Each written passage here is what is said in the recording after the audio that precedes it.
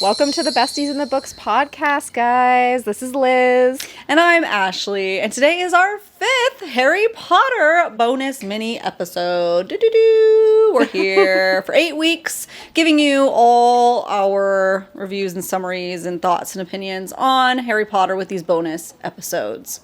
Yes. Every Friday. Here we are. Here we are.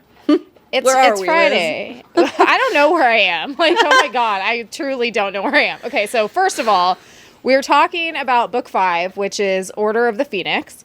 So that's what we're getting into today. As per usual, you can expect the first little bit here, about 5 minutes or so, to be spoiler free. After that, we'll give you a warning that we're going to get into the spoiler portion, where we just talk about, we talk about the things we liked, we didn't like, the characters we liked, we didn't like. We wrap it up with a little fun Harry Potter fact. But yeah, my brain has flown away. Yeah, it's fully in orbit. It's up by Saturn or something up there. It's joined the other rocks. Is that the Saturn, the one with the ring? It's joined the other rocks. Yeah, I mean, truly. So before we get into it, here's the backstory. Yeah. I had to take this crazy trip. And I won't even get into this now. Like, maybe I'll talk about this on a different episodes with a faves and fails or something. Yeah. But in a we nutshell, don't got the time. We don't got the time today. But I had to take this crazy road trip to pick up this old truck for my dad. Yeah. No, and truthfully, like, my sister went with me, and it was, like, we had as much fun as we could possibly have on this trip to literally the middle of nowhere. Okay. The very hot middle of nowhere. And so I didn't have much time to read because this trip ended up being a lot more, like, stressful and involved for my brain. You know what I mean? It's like, even if you're not busy the whole time, it's like your brain can only handle so much. Yeah. So, and in like, your defense, your body was just trying to survive.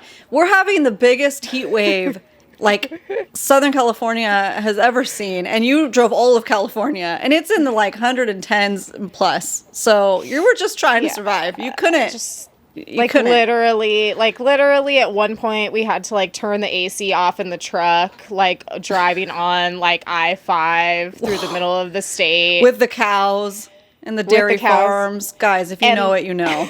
And, like, my passenger side window, because my sister was driving, like, doesn't roll down. So I also couldn't even get, like, air in there. Yeah, so anyways, I was just, like, literally, like, fried. Like, at the end of the night, I was like, I just need to zone out. And my sister and I are, like, binge watching Seventh Heaven. I'm like, that's all I have the brain capacity to, like, absorb.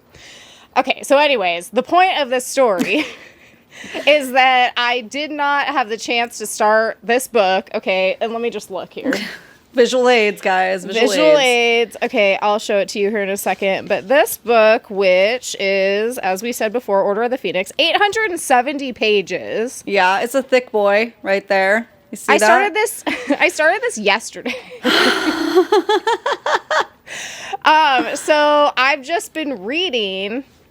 That's it, since yesterday morning. Nonstop. And you had a freaking migraine, possible heat stroke you're like dealing with. Migraine yesterday. You're like texting me and like, I'm doing my best. And I'm like, we need to push it a week. Like, it's all right. No, I'm going to do it. We can do it. It's fine. Everything's fine. I'm fine. Because this is the thing. If we don't finish this now, then there's just another 600-pager waiting for me tomorrow with the next one. You know what I mean? So I'm like, no, it's happening. I'm going to do it. Okay, so this is what I was telling you. So I had heard of people doing this. Okay. It's like a reading hack, and this might just be like, duh, to some people, but I've never done this before. Because I'm someone who, when I listen to audiobooks, I'd say max usually at maybe like a 1.5 speed. Yeah. Because, like, I'm not the type of person who can listen to things, like, really fast and absorb any information. Because I think I have, like, a slight auditory processing thing. It's like I'm one of those people who always has to have subtitles on. Mm-hmm. So, like, I just can't listen to things too fast. Yeah. And so I was like, well, what am I going to do? Because, like, literally I have, like, basically a day and a half. And I can't stay up late, guys. I fall asleep at, like, 10:30. Like, you know that. Yeah. So it's like I have a day and a half to finish this book. It's long. What am I going to do? And so I was like, well, the only way to do it is to listen to it on Audible. But I literally had to put it at like the speed at which my brain normally reads, which is like, I've determined is like at a 2.15 speed. Okay. But I can't hear it. Right, because it's too fast, especially with a British accent, you know. Right, exactly. Yeah. And I'm already like accents, like forget it, you know. And so I was like, okay, well, some people do this where like, because it's, you know, on KU. So I was like, I'm going to just have my iPad up and read it with my eyes while listening to it at a 2.15 speed. Yeah. And that worked like magic. When did you start that hack? Today? Literally yesterday. Okay, what to start the whole book. Yeah. Yeah. Yeah. And so I would take breaks where like you kind of acclimate to listening to it super fast after a while. So like, you know, today I had to like do my makeup and my hair for the podcast and stuff. So I was like, all right, I'll take a break from actually looking at it and just listen for like an hour or whatever. That was fine. But like majority, I would just like see the words with my eyes. It was like between my eyes and my ears, I was able to process enough to have it make sense. Yeah. Wow, what a ride. What a ride.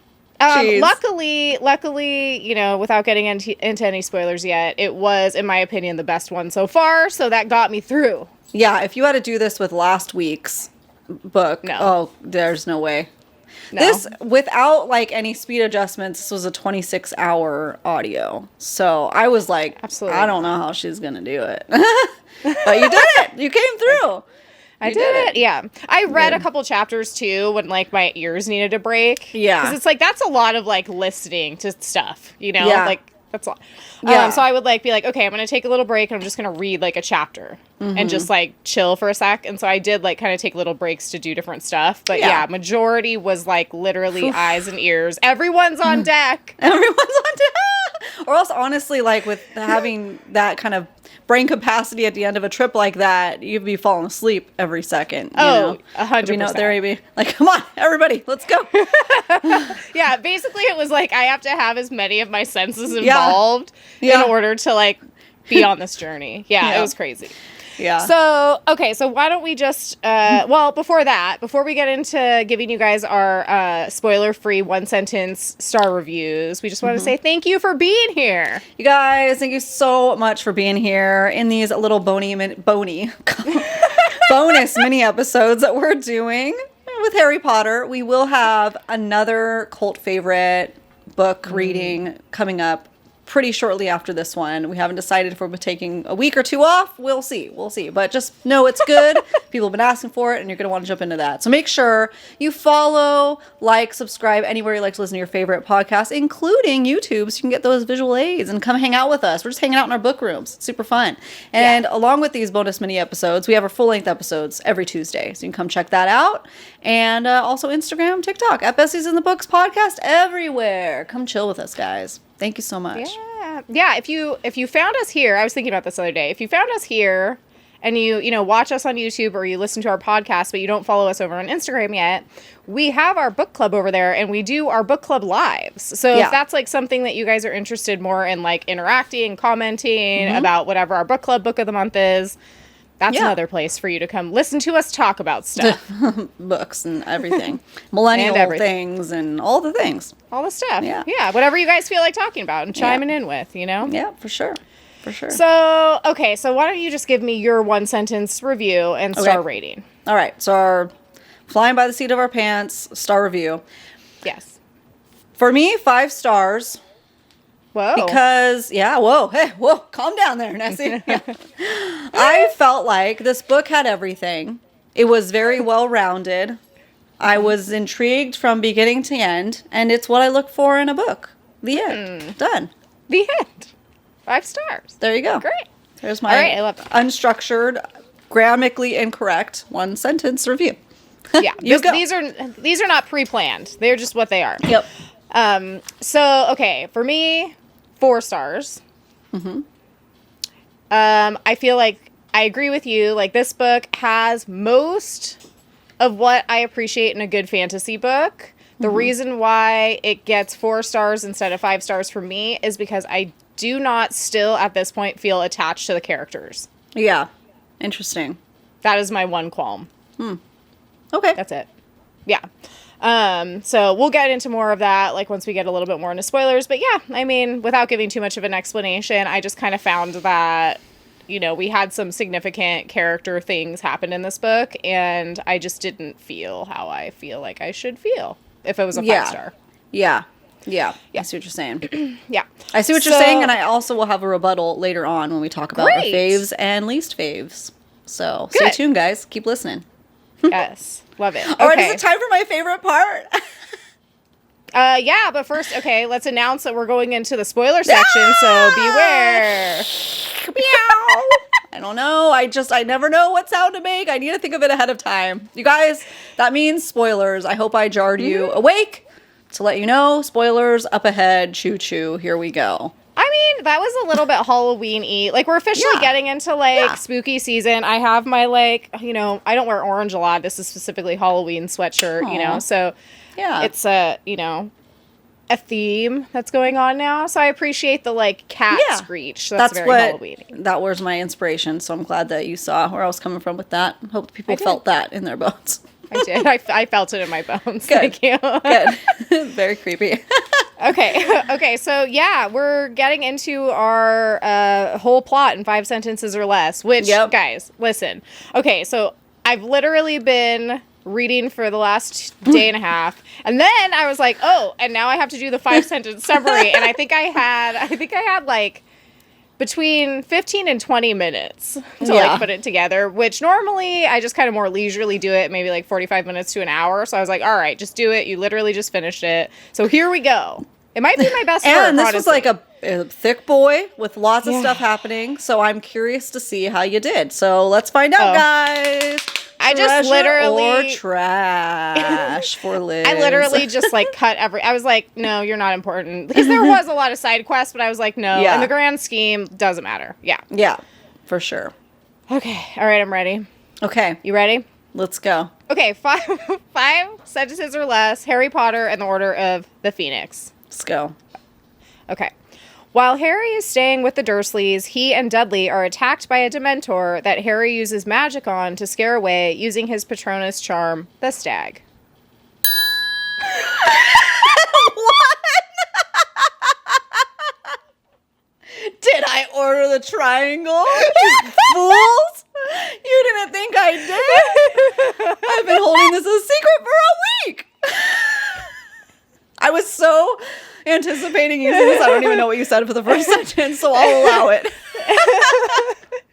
Oh my god, I'm dead. So good. Okay. All right, here we go. You guys, we now have a mascot for the channel. Yeah. The triangle. I've never triangle. purchased one before. I didn't even know it was that easy. You just go on Amazon, you pay $10, you got your own triangle. There you go.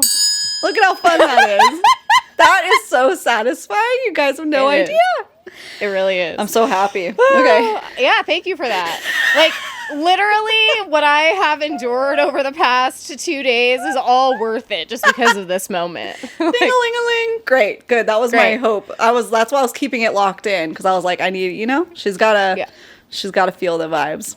She'll feel it. She'll know. Okay. I'm gonna probably still. Okay. All right. Because of this incident, he is almost expelled from Hogwarts, but was ultimately let off because of the special circumstances. But unfortunately, comes back to a school largely controlled by Professor Umbridge, who is essentially an evil dictator working for the Ministry of Magic. Oh, that one wasn't good. Hang on. That was a good one.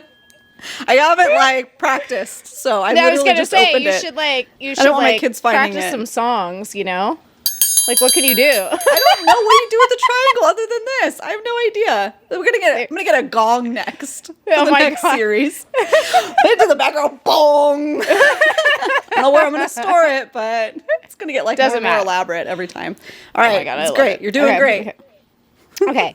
Before going back to Hogwarts, though, Harry is introduced to the Order of the Phoenix, which is essentially a secret society led by Dumbledore, and that includes Sirius, Lupin, Mad-Eye, and others, whose meeting place is Sirius's late mother's house, which has been created to prepare for the imminent, attempted takeover of Voldemort, since Fudge and the Ministry of Magic are in denial and do not believe that Voldemort is back. That was 3, I think. I'm very distracted. Okay. Okay. Harry keeps seeing visions through Voldemort's eyes and has to do lessons with Snape to keep others out of his mind. One vision includes a hallway and a door at the Department of Mysteries, which he goes to and finds his prophecy, that later Dumbledore explains to mean that Harry is the chosen one, and that either himself or Voldemort must die. That was a good one. Oh, that was probably the best different. one yet. I'm like trying the different sides here. I'm like getting to really know the triangle here, you know? I want to be in the next like freaking symphony. Watch out, guys. Here I come. Is that Ashley? That's me. Up there. Next time, like, you show up on the screen, it's just you with a drum set. And you've got, like, all the little, like, attachment thingies. Oh, my gosh. It's like Ross and his keyboard. Yeah. Oh, my God. Okay. So, Harry and his friends, who he helped train in his secret DA club, essentially get into a duel with the Death Eaters over the prophecy. Then Sirius, Lupin, Moody, Tonks, and Kingsley appear to help them fight. Semicolon. Neville drops the sphere and it cracks open. Dumbledore appears to help with the Death Eaters and ultimately scares off Voldemort with the help of his Phoenix. But in all the craziness, Sirius ends up falling through the curtains after a jet of red light hits him in the chest and he is killed. 5. You know what?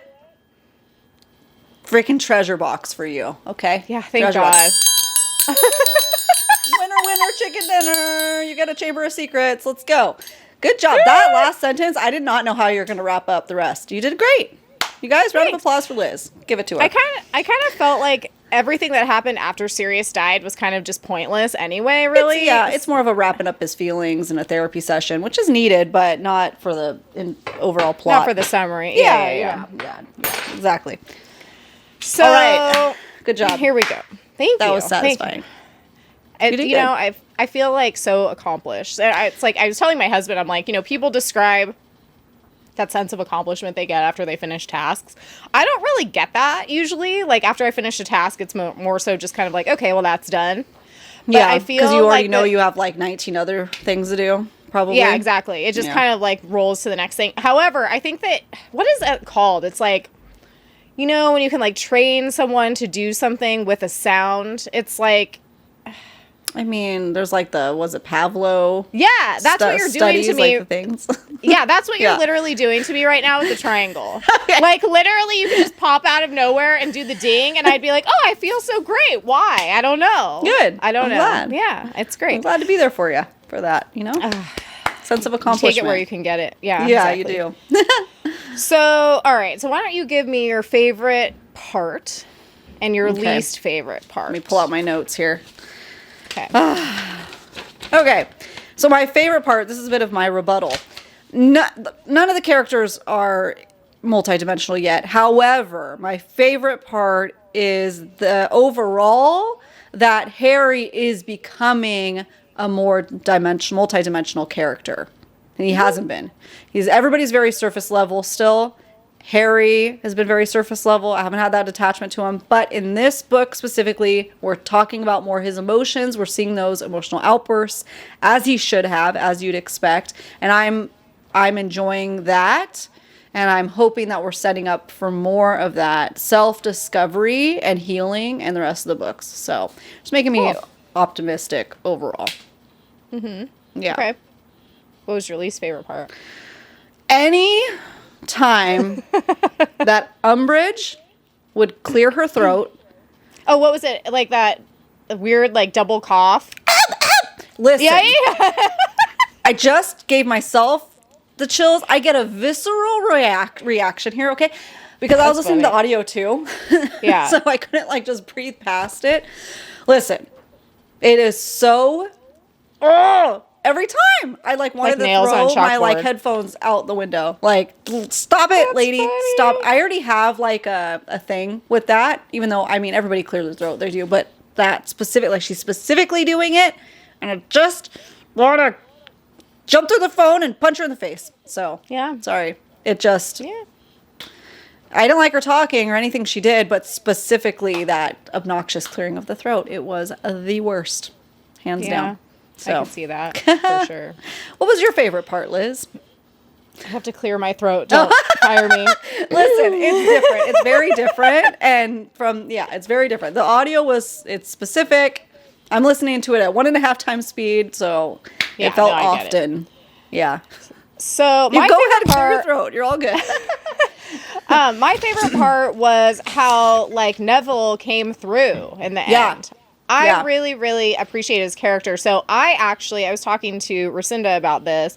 I thought that Neville was gonna like maybe not go to the dark side, but I thought maybe he was going to like go a little bit rogue and try to like get revenge for his parents because he was doing really well in the training. Yeah. And he's kind of like in the past been a bit of a doof. You know what I mean? And so I was thinking like, oh, well, he's taking to this like defense against the dark arts really well. And so I'm like, ooh, maybe he's going to like seek revenge, you know, whatever. That didn't happen, which totally fine, whatever. But I still enjoyed his character development. Like, I feel like he had the best kind of like change out of all the like side characters. Mm-hmm. So I liked that. Yeah. He was in the running for my favorite character, but he did not win, so. But he was there. He was good. I agree. So, yeah, my favorite part was definitely, like, the whole end scene where, you know, everyone's kind of getting taken out by the Death Eaters and Neville's kind of, like, helping him to, like, the bitter end, you know? Yeah. That was cool. I did appreciate that. My least favorite part... No, I'm clearing my throat a bunch. I'm like, I don't want this to, like, cloud... I'm going to have to save this for my least favorite character. I think, okay, so for my backup then, for my least favorite part, and I mentioned this in the Fable chat, and I think it's really interesting. So, like, this whole idea of, like... I mean, it was a theme in this book. This whole idea of, like, government control, censorship... whatever, that was pretty much, you know, like, all kind of directed, like, through Fudge, but then also through Umbridge. Mm-hmm. So I think that was my least favorite part, was, like, that very, like, kind of claustrophobic, almost, like, constrictive feeling I feel like I would get every time the students are, like, told, like, oh, you have to have permission to have any of your clubs or any of your teams or, like, any of that stuff. Like... I almost, and like I said, I mentioned this to the Fable chat, I almost wonder if by this point in the series, you know, J.K. Rowling's already been dealing with so much censorship and banning of her books and everything. I almost wonder if that was, like, coming out either intentionally or subconsciously, like, through the story, because it was a huge theme. Yeah, I would think so, because I was just coming across, I have to constantly look at what reading order it is, because I have no idea what I'm doing. And the last book came out in 2007 or 2009 even. So, this was already in this book would have come out, say, around 2004, 2005. So, yeah, it already been years, and maybe like 8 years of having to deal with censorship already. So I could see that for sure being at play. Yeah. So that was, like, my least favorite part, as far as, like, I didn't really like how it made me feel. Like, it made me feel, like, uncomfy in the moment, but as part of, like, a plot, it was important. And so, I don't know, it was like a love-hate relationship I had with it. And obviously, that was because we were also supposed to really not like Umbridge as well. You know, that was intentional. I think she wants you to not like that part in the way that it should make you uncomfortable to have that kind of censorship going on. And I love that the kids... like Hermione especially, the way she's such like a goody two shoes, whatever it's called, and was able to like come out of that, recognize the faults, recognize the evil that's being covered up, and find a way to go around the system, but like still do it legally. Like she used this magazine, like Love Good's dad runs. It's basically like a tabloid, it sounds like, gossip magazine. I loved that and was able to get the story out there, and then people believed it, and there you go. So she used her smarts really smartly. Unlike my words. I completely agree. So who was your favorite and least favorite character then? So my favorite character, I did struggle with this one just because we're so surface level still, and there were so many characters in this one. Not a lot of development though. But so I had to go with Professor McGonagall for this one because it was such a difficult circumstance, I think, that the teachers were in. And I think she towed the line so well between making sure she's staying at Hogwarts for the kids, because if she goes hard and against everything, she's going to get kicked out, right? Obviously. Yeah. So she was really smart about staying there as long as she could, but fighting where she could fight the wrong, you know? Mm-hmm. And she helped stop, like, Dumbledore from something happening to him. Like, there's different teachers that she had her hands in stopping. And she also stuck up for herself in a good way against Umbridge. So she was the most, like, combative to Umbridge in a way that still kept her there, I think. Mm-hmm. So I just like the way she towed the line as best she could. So yeah, goes to her, that one. Yep. Cool. Who is your least favorite character? Yeah. Umbridge. 100%. Hate, double hate. She has been the most evil villain of the entire series so far, hands down. Sure. Can't stand her. So great villain because I hate her so much. More than Voldemort. Who would I rather be in a room with? Voldemort. Any day. Yeah. Well, yeah, and I mean, I think that's one of my qualms with this book series as a whole, like, so far, is just that we're so far into it now. We've got 2 books left, and I feel like we still are, like, basically dealing with Voldemort's henchmen 99% of the time. Yeah. And I'm kind of like, weird. Yeah, I have not been satisfied with that aspect. And, like, yeah, they brush over, I think, why he's evil and this and that, you know, like, where, like, for me, in villains like Umbridge, she is more sinister because she tries to play the nice, sweet, quiet little, you know?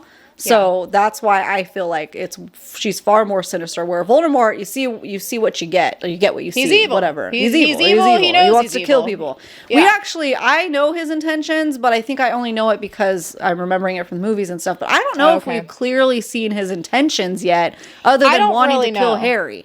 You know? I don't. And we really find out know. in this book why, like, because he transferred his power and one of them has to live, but Voldemort doesn't even know that yet because he doesn't know the rest of the prophecy yet. Yeah. So it's all kind of weird in that regard, is that, like, he's going after this, now he's 16, right? He's failing constantly. So he's sending his henchmen, they fail. He tries to kill him, he fails. Like, give it up. Well, yeah, but I agree with you. It's like, what is more scary than, like, an evil person are people who are fanatical and follow the evil person blindly. Yeah. Like, I think that, and so I would agree with you. And that's why I think that it's so interesting, like, the underlying themes in this book really came through. But I do wish that, like, since it is fantasy, I would like to see more of the actual villain and, like, what their past is about and what their intentions are. Yeah. Yeah. We've only gotten surface level of, like, everybody. But I know it's still a children's book, but, you know, hopefully the next 2 books it really develops because they're supposed to be for older, young adult now. We're in that range. High school level. I need more. We put so much work in. There's so many pages down. I need more information. Yeah. So, okay. So my favorite character, I kind of gave it away already, but my favorite character was for sure Neville this whole time. Yeah. Nice. Like, I feel like, I hope he becomes even more important moving forward. Yeah. Yeah, I just really enjoy him. I also really enjoyed the twins in this book, too. I know they were your favorite in one of the past episodes. Yeah. And I just love that they were like, screw you guys, and they just turned the school into a swamp and just fly away. That was another favorite part. Yeah, that was great. And just left it there. And she's, like, scrambling to, like, fix all the things, and she can't because she's an idiot, actually, at the core. Yeah. So, okay. So, do you have a guess on who my least favorite character is? Is it also Umbridge? No. Did Wormtail show up again? I don't remember. I don't think so. I don't know who. Leaving me on my edge of my seat. Oh, dude, freaking Creature. Oh, yeah. Oh, my gosh. Well, I don't know. He's funny. He's kind of grumpy. No. I like him of all of the Dobies, whatever, elfin house. What are they? House elves. He's my favorite, but I'm sorry. Yeah, he's the worst, but I love him because he's so grumpy. But yeah, I don't know. I just can't with these freaking house elves. And then he, like, betrays them. That was terrible. And I'm like, that's it. I can't deal with you. You're literally the most annoying ever. And now you're a traitor also. Yeah. Like, why? I haven't been able to stand any of the house elves. Like, literally, if they did not exist in the series, it would be great. Yeah, I was at the grocery store and they had a bunch of squishmallows of Harry Potter, and my girls were looking at them, and I was like, there's friggin' Dobies and a Dobbies, whatever, however you say a stupid name. And I'm like, this is not cute. The girls were like, oh, and I'm like, dude, they're so annoying. I didn't like push anything on them, but I was like, in my head, dude, gross. Why would I want this? I don't want a squishy Dobby. No, absolutely not. No, absolutely not. Nope, I agree. Yeah. So, we have to ask it because we just do. Did you feel like there was anything in this book that like would warrant a ban, or anything that stood out to you as being like exceptionally inappropriate? Nothing exceptionally inappropriate, and obviously just the magic. There's the most magic we've seen being used in this book, just because they're more trained now, even though a lot of it's being banned there too. Maybe it would have not been banned because they're like, see, it's terrible. They're trying to ban it also. I don't know. Maybe. What are your thoughts on that? My thoughts are actually kind of funny. Okay, so here we go. We've come full circle. We're now back to the freaking centaurs who are weird. Astrologists. They're like centaurs that are into astrology. Those are the other characters that I'm like, why are you here? Yeah. That was like, too much. She needed to do less with that. Do less. Yeah. I get it that it's like the one centaur is going to come back and be the new divination teacher, I think, right? But it's like, what's funny about it is all the witchcraft that we have, and there are all the spells, all that kind of stuff. I honestly think that the thing that would have been the most upsetting to my parents would have been the astrology. Because it is kind of crazy, like a little bit like we out there. Like, let's be honest. Like, it's a little bit weird. But yeah, so that cracked me up. I was like, well, here we are again. Right back here to this weird place that we were at 3 books ago or whatever. Yeah. But that was like the only observation that I really had, was just that, the astrology thing is weird. My parents definitely would have really disliked that. But no, I mean, obviously, I don't think it's like worth a ban. It's just weird. Yeah. Yeah. Yeah. Just odd. There we are. So, how did this book make you feel? Yeah, I liked it. I liked it. Yeah, I enjoyed the ride. Yeah. Yep. I mean, 5 stars. Yeah, 5 stars obviously. is the most I've given any of the books so far. So it was the most entertaining for me. It has not gotten a 5 star. It was like 50% through, I want to say, and only 2 weeks had passed in the school year. So I was like, wow, okay, good. It's different now. Because before it was just getting like, oh, here we go, around the merry-go-round every time. So I felt like a lot was going on in this year. So it was good. It was more entertaining. So. Well, because it was like that whole beginning part was like them at their like secret hideout or whatever, which I thought was cool. Yeah. I liked that a lot. How did you feel, especially having to cram this all in less than 2 days, man? How do you feel? It went as good as it possibly could have gone. Like, so I feel like that does speak to the pacing in this book. Yeah. Like the fact that it was able to hold my interest that well. Like I said, still didn't get a 5 stars because I don't think that the character development is good enough to get a 5 star from me. Yeah. And the reason being mostly because I feel like when Sirius died, I should have been way more sad. Yes, I want to talk about that. Yeah. Yeah. I didn't think he died for like 3 chapters. I was like, okay, just waiting for him to come back. Like they were just trying to, because it was so like Harry's screaming and freaking out, but everybody's kind of like, stop. Like it's fine. Like it's all. I was thinking he was gonna be like, he's not really dead, Harry. Chill out, Yeah, and then and then Dumbledore's talking to him about how he's dead and sorry and stuff, and it's like, wait, he is though? Yeah, I should have felt more in that moment. Yeah, it should have been like believable, I guess. It was not believable. Well, I don't know. It was written ambiguously. Yeah. It was it wasn't glazed over by any means, but it wasn't clear.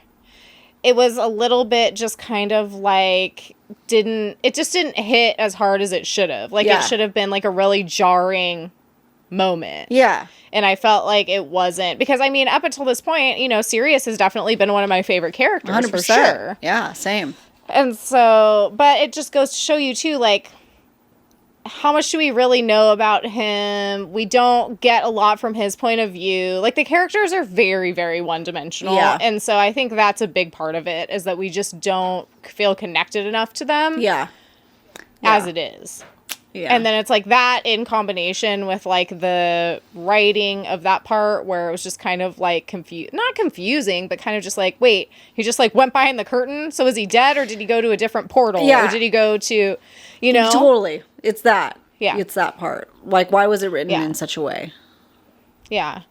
So, I don't know. That was strange. Maybe it's written that way because, I mean, just to play devil's advocate here, maybe he isn't dead. Yeah.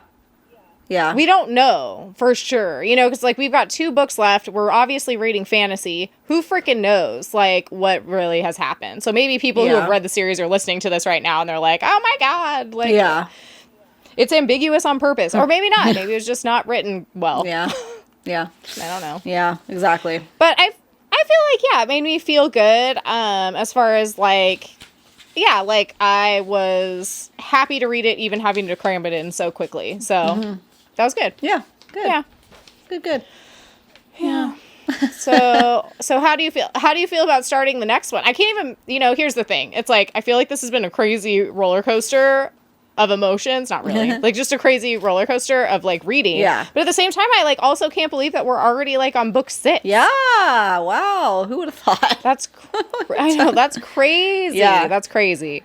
Yep. So, are you excited to start book 6? Well, I actually started it, so... Oh, you started it. Good. So we're good. It's off to a good start. So there's that. Okay. So it's not the same area. I know. I'm around, wondering. Which is good.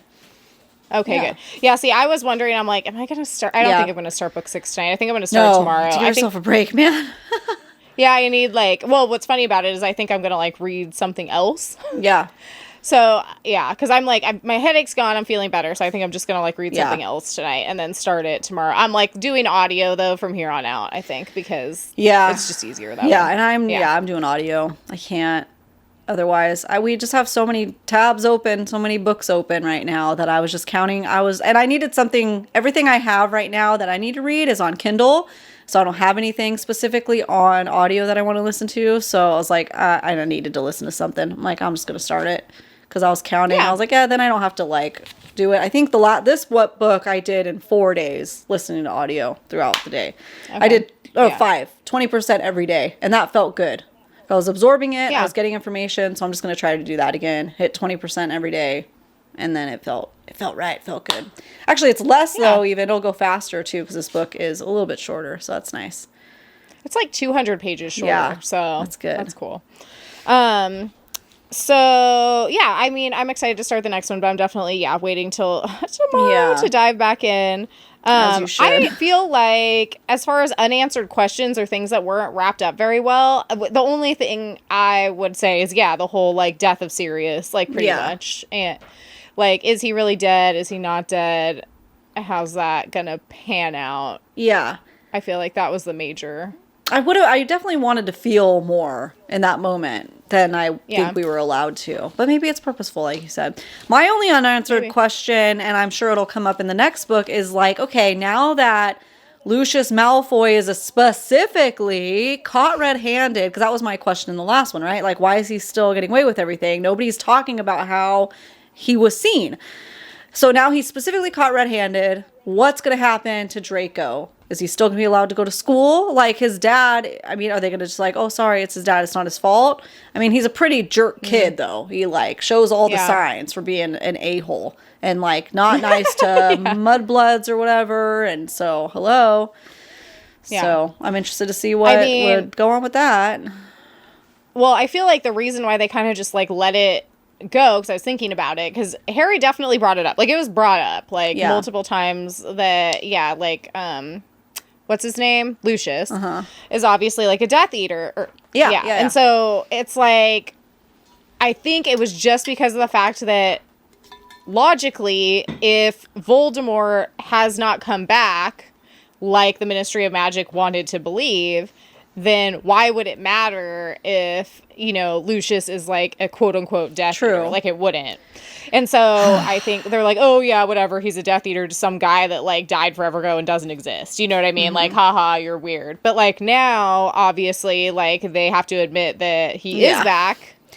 So you would think that something would happen with that. Yeah, such a weird, frustrating, like, conspiracy that, like, Dumbledore wanted his position in the Ministry of Magic. Oh, come on. So, like, he fabricated all this stuff. It's, like, it was so weird. No. But it made for good drama. But it was weird. Yeah. That's true. There you go. All right. Okay, so is it time for my random fact? Let's do it. Okay, so this cracked me up because I wanted to find a fact specifically about the Order of the Phoenix. Mm-hmm. And so I found this one, and then when you said what you said about how Umbridge is like just the most like sinister villain, it just fit perfectly. Okay, so this fun fact is entitled, "Even Stephen King was freaked out by Dolores Umbridge." Yeah. So it says, "Forget Voldemort. One-time defense against the dark arts professor Dolores Umbridge has been deemed one of fiction's creepiest villains by none other than famed horror writer Stephen King." His quote, "The gently smiling Dolores Umbridge with her girlish voice, toad-like face, and clutching stubby fingers is the greatest make-believe villain to come along since Hannibal Lecter." Yeah! Yeah, King wrote in his 2009 review of Order of the Phoenix. Wow. Yep. So there you go. Said, you heard it Steven. here first. Yeah. See, he knows. So he agrees with you. Yeah, I feel vindicated. So yeah, I thought that was pretty interesting. Listening to the audio, yeah, her voice is definitely really grating. I've never seen, or if I did see these later movies, I don't remember them literally at all. So I'm excited because I'm going to have to start delving into the movie soon because, episode 8 will be our episode about what we thought about the movies. Yeah.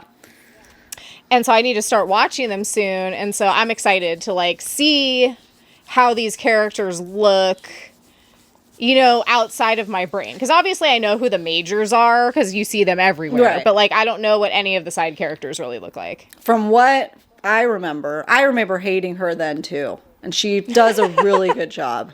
Yeah. Good. Yeah. That's good. Very hateable. Congratulations. Great actress. All right. Well, so there it is. There you go, There it guys. is for you. There it goes. Good. Oh good. my gosh. A round of applause again for Liz for finishing that in less than 2 days. That thick boy right there. Good job. Thank you so much. You guys, thank you so much for joining us in our little mini bonus episodes. This was episode 5. We got 2 more, right? Can I count? 6, 7 plus. We have 3 more. 3 more. So we for Harry have 6 Potter. and 7 and then the movies. Yeah. Yep. So thank you so much. I hope you join us again next Friday for Half-Blood Prince. Okay. Half-Blood I Prince. did it. I remembered. Yep. And also on Tuesday where we have our regular full-length episodes where you can come hang out and chit-chat with us. All right, you guys. Thank you. And we'll see you. Thank you so much. We'll see you next week. Next Tuesday and Friday. And Friday. Bye. Bye.